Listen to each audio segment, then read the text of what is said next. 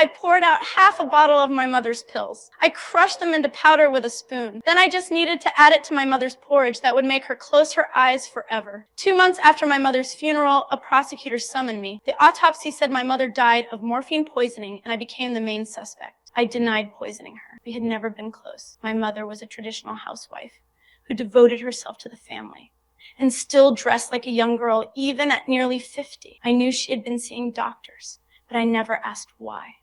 Then her condition suddenly got worse, and my father said she needed hospitalization and chemotherapy. I was ambitious, and my father always treated my career like a joke. I told him a university professor like him should be the one taking leave, and we could hire a caregiver instead. You know she won't tolerate having strangers in this house. But Your Dad, mother needs you, Ellen. He got angry, and because I had always feared disappointing him, I took extended leave from my company and dropped the trending story I had been chasing.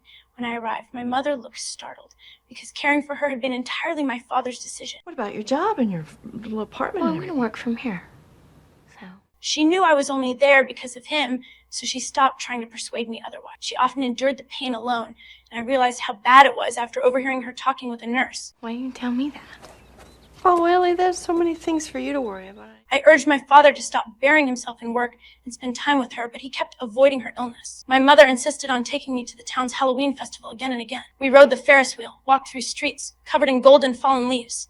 And then she asked me to find my father at school. That was when I saw him with a young woman, and the image I had always had of him collapsed. You have taken sabbaticals for the great American novel. Why not one for Mom? Why won't you participate in the most important thing that has happened in your life? She needs you. I decided I just wanted my mother to be comfortable in her final days, so I planned to hire a full-time nurse. I will hire a full-time nurse. You are going back to New York. As her illness kept tormenting her, she slowly broke down. I can't.